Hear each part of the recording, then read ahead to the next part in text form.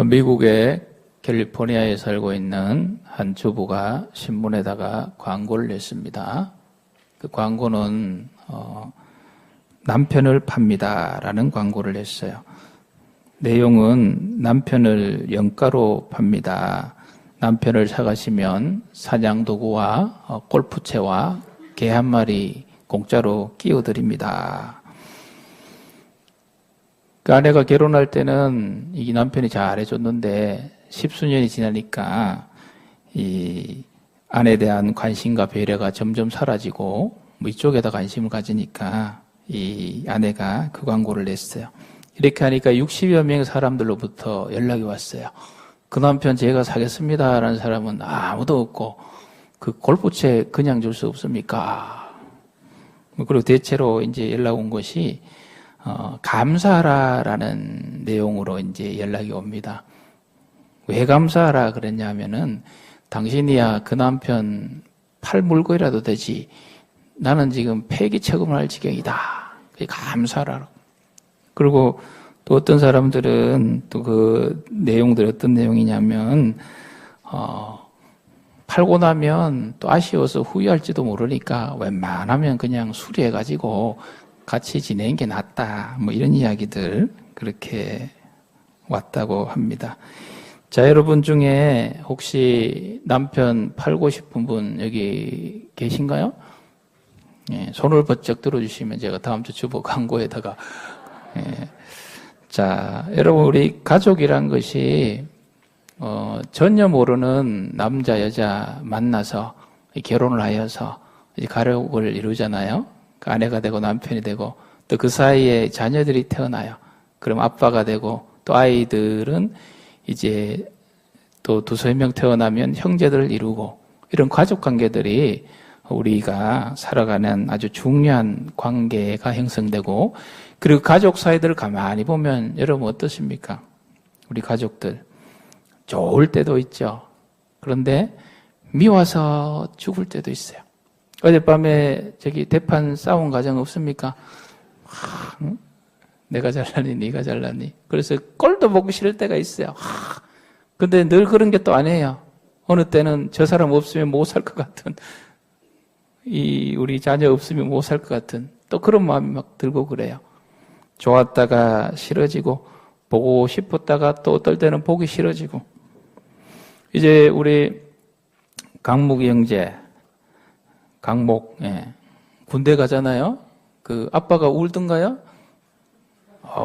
근데 가는 날 가만히 보세요. 거의 다 안 온다 그래놓고 아빠들이 울더라고요. 그리고 울고 이제 강목 형제가 첫 주가 나오면은 엄마 아빠 굉장히 기뻐할 거야. 우리 권사님도 아유 우리 혼주 왔냐 이래가지고 맛있는 거 해주고 뭐 필요한 거 없나 용돈 많이 주고 어디 친구 척도 가서 다 그럴 거야. 근데 이제 휴가를 한 6번, 7번째 나오면 그때부터는 뭐라 그런지 알아요? 또 왔나? 많이 경험해봤지요? 또 왔나? 그래가지고 밥은 알아서 해먹고 난 볼일 본다 뭐 이럴 거예요. 그래서 너무 실망하지 마요. 가족관계가 그런 거예요. 한참 떠나 있으면 너무너무 보고 싶고 또 너무너무 가까이 있으면 때로는 좀 떨어져 있으면 싶고 이게 우리가 살아가는 가족관계입니다. 사랑스럽기도 하고 믿기도 하고 자, 이런 가족관계가 예수님에게도 있었어요. 예수님에게. 자, 예수님의 우리 육신의 가족, 우리 마가복음 6장 3절 말씀 같이 한번 읽어보겠습니다. 이 사람이 마리아의 아들 목수가 아니냐? 야고보와 요셉과 유다와 시몬의 형제가 아니냐? 그 누이들이 우리와 함께 여기 있지 아니하냐 하고 예수를 배척한지라. 자, 여기 보면 마리아의 아들 목수가 아니냐?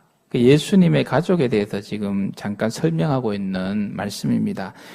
자, 예수님은 늘 제가 강조합니다만 사람이 아니라 누구세요?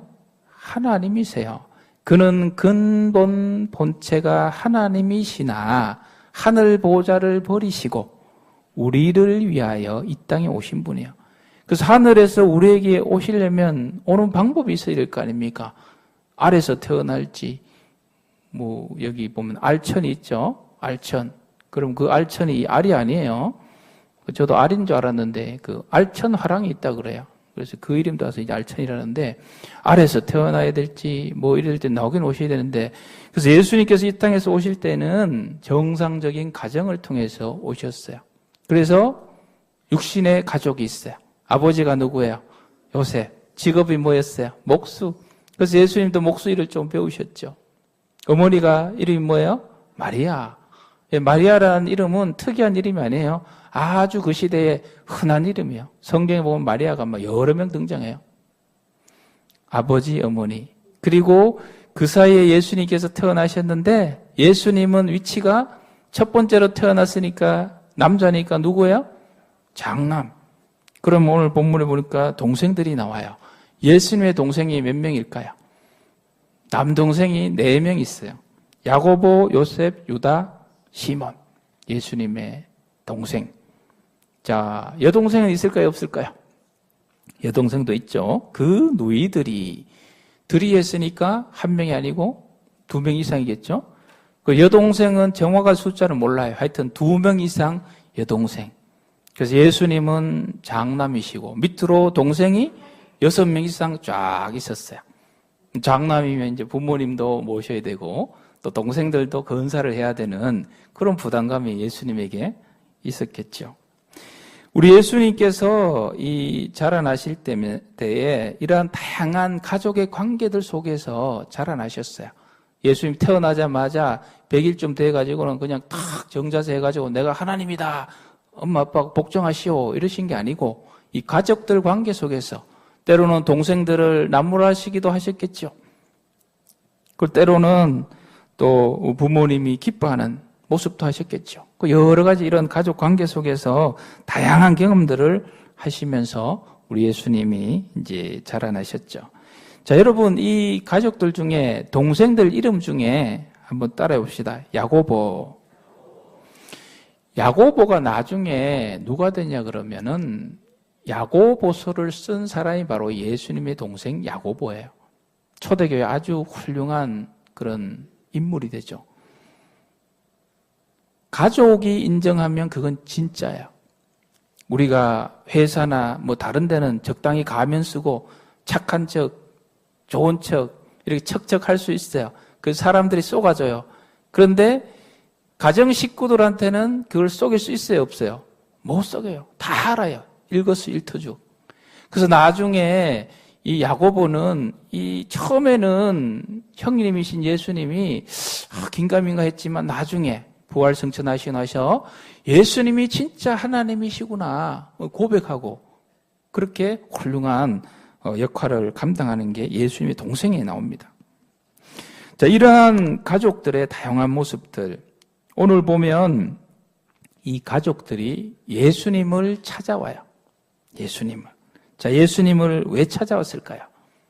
한번 따라해 봅시다. 무당가출. 예수님이 좀 은유적으로 표현하자면 무당가출을 하신 거예요. 예수님이 어리실 때부터 종종 좀 특이한 행동들을 많이 하셨어요. 그래서 여기 자녀들이 있는데 여러분 자녀들이 좀 특이한 행동한다고 너무 그러지 마세요. 우리 예수님 좀 특이하셨죠. 그 예루살렘 갔다가 어렸을 때 돌아오는 길에 보니까 예수님이 없어요. 다시 예수님이 그냥 성전에 가가지고 그래서 부모님들이 예수님 찾는다고 그냥 며칠간 또 고생을 해요. 그걸 찾아서 다시 오죠. 자, 오늘 우리 예수님이 결혼을 안 하셨기 때문에 이 요셉과 마리아의 집에 계셔야 돼요. 거기에 예수님께서 주무시고 식사도 하시고 하셨는데 어느 날 예수님이 집에 안 들어오는 거예요. 제자들 모아가지고 갈릴리 다니면서 하나님 나라 전한다 그러면서 집에 오지 않는 거예요. 그래서 가족들이 예수님을 지금 찾으러 나온 거예요. 예수님이 집에 안 들어오니까 가족들은 걱정이 당연히 되겠죠. 걱정이 되어서 예수님 찾아보자 이렇게 지금 나오는데 이 가정 속에 또 가족들이 충격적인 이야기를 들어요. 무슨 얘기를 듣냐 하면은 예수님이 미쳤다라는 소문이 막 도는 거예요. 마가복음 3장 21절 말씀 우리 같이 한번 읽겠습니다. 예수의 친족들이 듣고 그를 붙들어 나오니 그가 여긴 예수님이에요. 친족들이 예수님 미쳤다 그래요. 이 소식들이 어머니한테, 동생들한테 들리니까 걱정이 됩니까? 안 됩니까? 걱정이 되죠. 걱정이 안 되면 가족이 아니죠. 예수님이 미쳤다라는 이 소문의 근원지는 어디냐 그러면 바리새인들과 사두개인에게서 나왔어요. 예수님께서 그 권능으로 귀신들을 막 쫓아내니까 아유, 예수님께서 하나님이시다 이 고백을 해야 되는데 뭐라고 하냐 그러면 지금 저 예수가 미쳐가지고 귀신이 덮어 씌워서 지금 귀신을 쫓아내고 있다. 이렇게 얘기하니까 그 소리를 듣고 또 친척들이 그런 줄 알고 지금 마리아 동생에게 이거 얼마나 걱정이 되겠어요. 집을 나간 지 한참이 됐는데 오지도 않고. 그래서 이제 어머니와 동생들이 예수님 걱정이 되어서 찾아오는 거예요. 자, 찾아왔는데 문제가 생겼어요. 19절 말씀 같이 읽겠습니다. 예수의 어머니와 그 동생들이 왔으나 무리로 인하여 가까이 하지 못하니 무리가 많아서 가까이 갈 수가 없었어요. 예수님 만나러 가니까 사람들이 하도 많으니까 갈 수가 없는 거예요. 그래서 20절 말씀 같이 읽겠습니다. 어떤 이가 알리되 당신의 어머니와 동생들이 당신을 보려고 밖에 서 있나이다. 예수님 어머니하고 동생하고 예수님 만나러 왔는데 사람이 많아서 못 가게 되니까 이걸 보고 있던 한 사람이 예수님한테 가서 전해줍니다. 예수님, 어머니하고 동생들이 왔습니다. 예수님 만나러 왔습니다. 자, 이 이야기를 듣고 정상적인 상황이면 예수님이 뭐라고 얘기를 하실까요? 아, 그래. 그럼 지금 내가 말씀을 전해 주니까 잠깐만 기다리라 해라. 빨리 말씀 전하고 내가 만난다 해라. 이렇게 하시거나 아니면 또 어떻게 하셔야 돼요? 여러분, 지금 우리 어머니가 왔습니다. 내 형제들이 왔습니다. 지금 붐벼서 저를 못 만나니까 길을 좀 터주세요. 제가 어머니 만나야 되겠습니다. 길을 좀 열어주세요. 뭐 이렇게 요청하는 것이 이제 일반적인 상황인데 우리 예수님은 이렇게 이야기하지 않고 아주 충격적인 말씀을 하십니다. 21절 말씀 우리 같이 한번 읽겠습니다. 예수께서 대답하여 이르시되 내 어머니와 내 동생들은 곧 하나님의 말씀을 듣고 행하는 이 사람들이라 하시니라. 아멘. 내 어머니와 내 동생이 누구라고요? 하나님의 말씀을 듣고 행하는 사람이 내 어머니요, 내 동생이다. 지금 마리아 엄마 밖에 있어요. 엄마가 이야기를 듣고 기분 좋을까요? 섭섭할까요? 섭섭하죠. 우리 어머니가 저보러 청송에서 찾아오면 아이고 어머니 오셨습니까? 제가 이러지 않고 누가 나의 엄마입니까? 나의 엄마는 하나님 말씀 듣고 행한 사람이 내 엄마입니다. 가세요. 이러면 어떻게 되겠어요? 버르장머리 없는 놈이 되겠죠. 자, 예수님의 이 말씀은 굉장히 충격적인 거죠. 가족에 대한 기존의 고정관념들을 다 부수는 것을 지금 말씀하고 있습니다. 누가 내 어머니고 내 형제인가? 누가 나의 가족인가? 누가 가족이라고요? 하나님의 말씀을 듣고 행하는 자가 바로 나의 형제 자매이다. 나의 가족이다. 말씀하고 계십니다. 자, 여러분 이 말씀을 듣고 그러면 예수님께서 기존의 이 가족 관계를 다 허물어 버리시고 새로운 이 가족을 얘기하시는가? 그건 아니죠. 기존의 가족 관계를 더욱더 우리 예수님 강화시키면서 동시에 우리에게 새로운 영적 가족의 관계를 말씀하고 있는 것입니다. 한번 따라합시다. 영적인 가족. 하나님의 말씀을 듣고 행하는 사람들은 예수님께서 말씀하셨죠. 내 어머니요, 내 형제자매다. 바로 영적인 가족으로 우리 하나님께서 만들어 주시는 거예요. 그래서 오늘 예수님은 새로운 영적인 가족에 대한 말씀을 우리에게 주고 계십니다. 하나님의 말씀을 듣고 행하는 자가 모이면 우리는 그것을 뭐라 하느냐? 따라합시다. 교회. 교회라고 얘기합니다. 교회가 무엇입니까? 바로 하나님의 말씀을 듣고 행하는 사람들이 모이는 곳이 바로 교회입니다.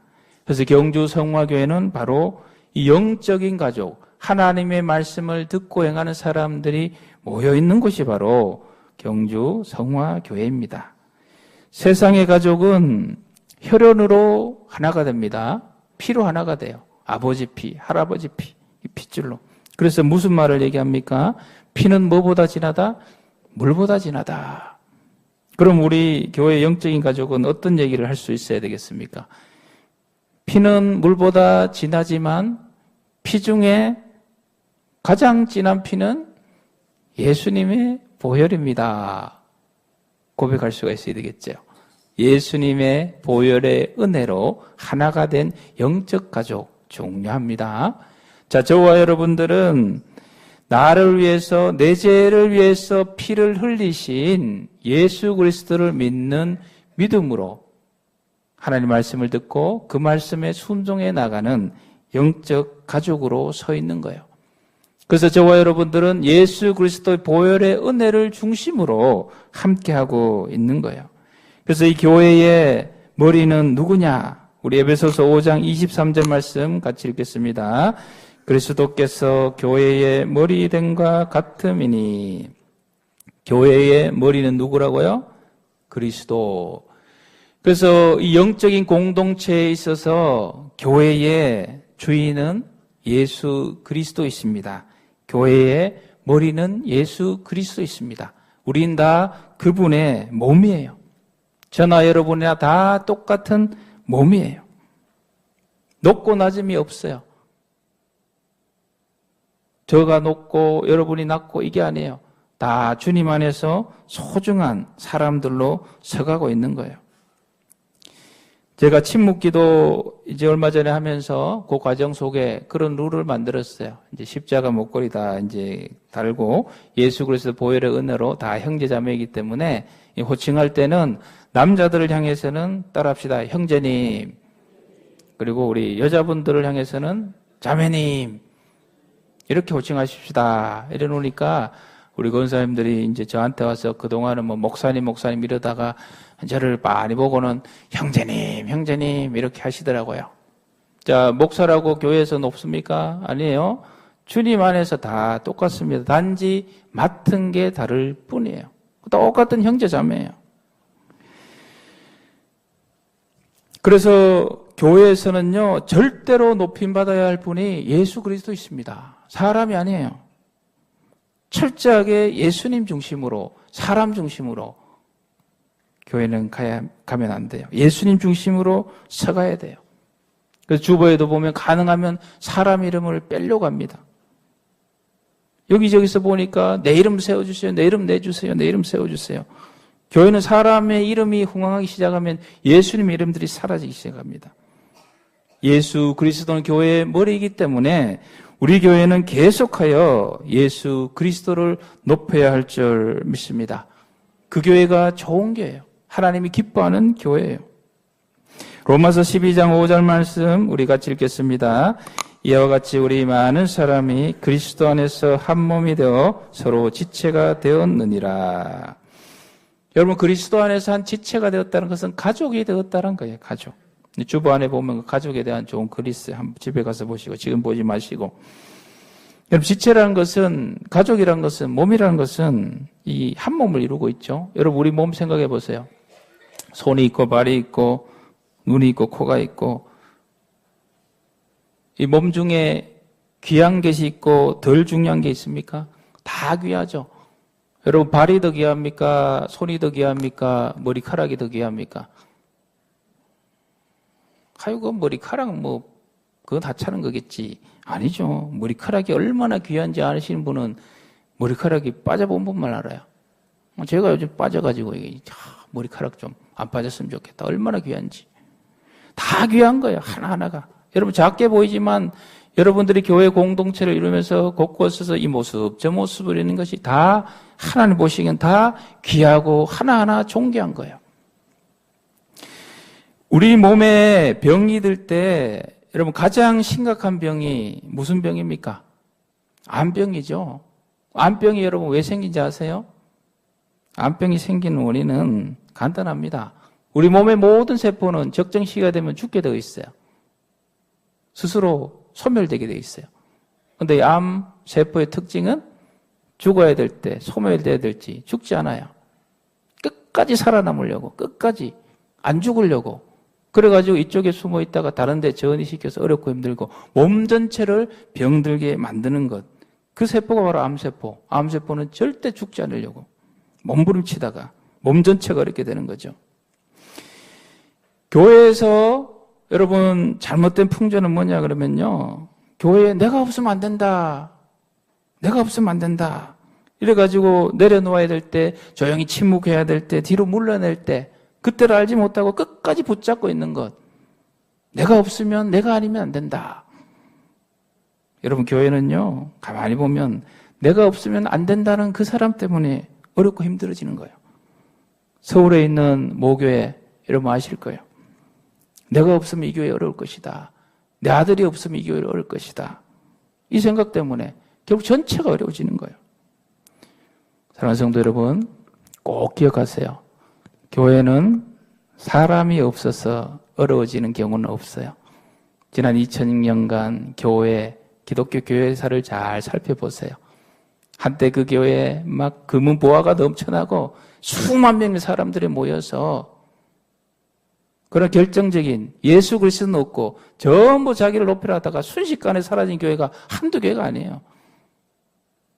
교회 역사를 보면 5사람이 모여서 10사람이 모여서 가진 것도 없고 높은 것도 없고 아무것도 없지만 오직 예수님만 높여드리는 예수님이 교회의 주인이십니다. 예수님이 교회의 머리이십니다.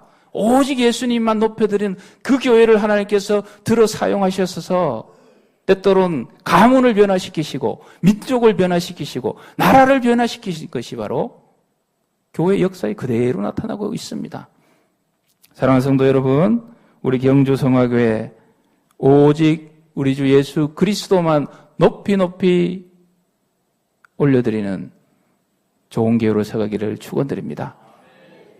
나는 사라지고 오직 예수님만 높임 받아옵소서. 로마서 12장 5절 말씀 우리 같이 한번 읽겠습니다.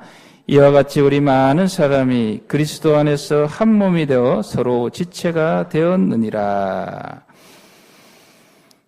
예수 그리스도 안에서 한 몸이 되어서 지체로 우리 하나님께서 이루어주셨어요. 바로 아까 말씀드린 영적인 가족.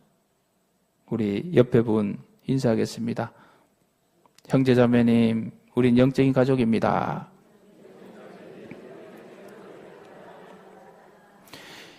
이제 저와 여러분들은 머리 대신 예수님을 높여드리면서 예수님의 말씀 따라 사랑의 공동체로 우리 교회를 이루어가야 돼요. 이쪽에 있는 거 같이 한번 읽어봐요. 시작.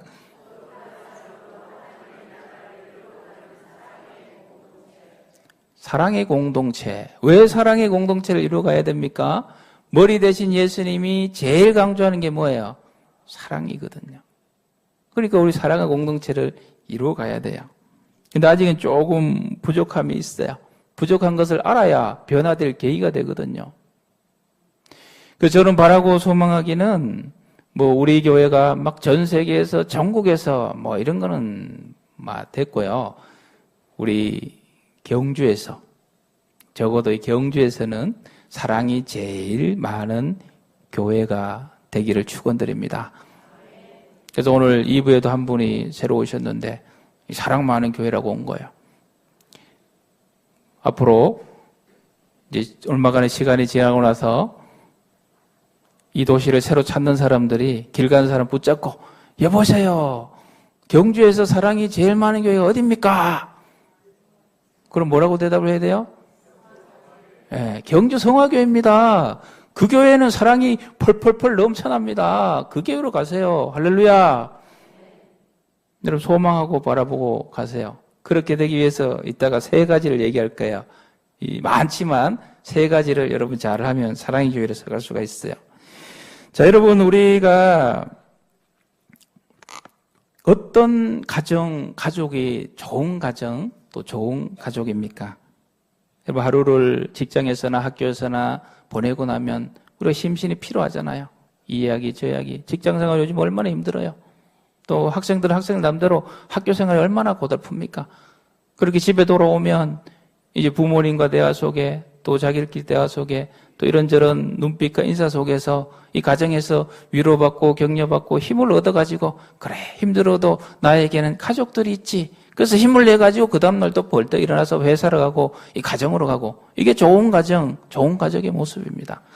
교회도 마찬가지죠. 여러분 우리가 한 주간 이 세상을 살아갈 때 얼마나 많은 일들을 만납니까?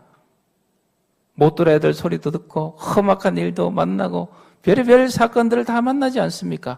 거기에서 우리의 마음과 심령이 상처를 받고 또 어려움을 겪게 되고 또 심란하게 되고 이런 상태에 있던 사람이 이제 거룩하고 복된 주일날 예배 자리에 왔어. 교회 머리 대신 예수님께 예배 드리고 그리고 우리 믿음의 가족들, 영적인 가족들을 서로 만나고 나서는 그래도 세상 생활 힘들지만 나에게는 예수님이 계시고 나에게는 나와 함께하고 있는 우리 믿음의 동년들이 있구나. 나를 격려해주고 나에게 희망을 주고 나에게 소망을 주고 나를 위해서 기도해주는 믿음의 가족들, 영적인 가족들이 있구나. 이래가지고 새 힘을 얻어서 다시 월요일부터 힘을 내가지고 나아가는 이런 교회가 좋은 교회인 줄 믿습니다. 여러분 우리 성화교회가 이런 모습들 지금 많이 회복하였는데 앞으로 더 많이 회복할 줄 믿습니다. 자, 그러기 위해서 제가 3가지 부탁을 드릴게요. 3가지 부탁은요. 첫 번째는 따라합시다. 웃으며 인사하기. 우리 실습하겠습니다. 우리 옆에 분 바라보고 웃으며 인사하세요. 반갑습니다. 사랑합니다. 웃으면서. 우리가 1주간 세상을 지내면요. 세상 속에서 인사 제일 잘하는 사람이 누군지 아세요? 백화점 가면 백화점 그 직원들이 인사 잘합니다. 이러가 90도로 손님. 자, 이렇게 인사하는 것은 목적이 있죠. 무슨 목적이에요? 손님 많이 팔아주세요. 그래야 제가 좀 돈 좀 벌게 많이 팔아주세요. 그 세상 속의 웃음은 대체적으로 어떤 걸 추구하는 목적을 가지고 그렇게 웃어요. 그러나 교회 웃음 어떻게 해야 돼요? 아무런 목적이 없어. 순수하게 제 웃음을 보고 힘을 냈어요. 제가 당신을 격려해 드립니다. 주님 사랑해서 사랑합니다. 이러한 순수한 웃음들이 교회 안에 차고 넘쳐야 할 줄 믿습니다. 그래서 교회에 꼭 오시면 우리가 사랑의 공동체를 회복하기 위해서 한 주에 꼭 3분 이상씩 웃으면서 인사하고 돌아가시기를 축원드립니다. 그리고 따라합시다. 칭찬해 주기. 여러분 칭찬하고 격려하는 것도 세상에서 하는 것하고 교회에서 하는 거 달라요. 여러분 오늘 우리 찬양대 귀한 찬양 올려드렸는데 여러분 중에 우리 지휘자나 뭐 찬양대원들 보고 이제 나갈 때에 오늘 찬양 감사합니다. 하나님께서 큰 영광 받으실 줄 믿습니다. 라고 찬양대를 향하여 지금까지 한 번도 칭찬하거나 격려한 적이 없는 분은 지금 신앙생활 대단히 잘못하고 있는 겁니다. 그런 경험이 있다는 분은 지금 잘하고 있는 거예요. 이런 칭찬과 격려가 많아야 돼요. 앞에 우리 안내를 2명 하고 있으면 그분들 바라보면서 아이고 웃는 얼굴로 저를 맞이해 주시니 너무너무 고맙네요. 앞에 찬양하는 분들도 마찬가지고요. 하루에 오시면 한 주에 오시면 꼭 2-3분 이상 칭찬하고 가세요. 내가 칭찬해야 저분들도 나를 뭐 해줘요? 칭찬해주고. 오늘 여기 기도하신 분 보시면 기도 감사합니다. 칭찬해주고. 그리고 예배 마치고 나가면 우리 또 교사분들 수고하잖아요. 그 수고도 격려해 주시고 또 카페 수고하는 격려해 주시고 그리고 아무리 봐도 칭찬하고 격려할 게 없어요. 그때는 어떻게 해야 되겠어요? 한번 따라해봐요. 예배에 함께 해주셔서 고맙습니다. 여러분 이 예수 그리스도의 이름으로 함께 모여서 함께 예배 드려주는 게 얼마나 기쁘고 감사한 거예요. 그래서 예배 함께 해주셔서 너무 고맙습니다. 다음 주에도 꼭 오세요. 그래서 하나님 주신 말씀 가운데 새 힘 얻어서 우리 함께 이 땅에 사랑의 공동체를 만들어 가십시다. 이렇게 격려해주고 인사해주시고, 그리고 마지막 세 번째는 따라합시다. 기도해 줍시다. 서로 웃으면서 인사하고 또 칭찬하고 격려해 주다 보면 조금 친숙해져요. 그럼 그 다음 단계 해야 될 것이 뭐냐? 아이고, 제가 그대를 위해서 기도를 해주고 싶은데 기도 제목 하나만 좀 얘기해 주세요. 그럼 알려주잖아요. 우리 자녀를 위해서 이렇게. 그럼 그 기도 제목을 받아가지고 우리가 기도해 주면 되는 거예요. 그럼 이 성도가 교회 올 때마다 어떤 생각을 갖게 돼요? 아, 우리 경주 성화교회는 나를 위해서 기도한 사람이 있다 없다? 있다. 이게 바로 영적인 사랑의 공동체의 기본적인 모습이에요. 아, 나를 위해서 기도한 분이 있구나. 여기서 힘을 얻고 소망을 얻어서 나아갈 수가 있는 것입니다. 사랑하는 성도 여러분, 우리가 이 땅 위에 예수 그리스도의 보혈의 은혜로 예수님 우리를 영적인 가족으로 만들어 주셨습니다. 이 영적인 가족의 모습으로 서 있는 우리 경주 성화교회를 여러분 사랑의 공동체로 날마다 아름답게 가꾸어 나아가시기를 주님의 이름으로 축원드립니다.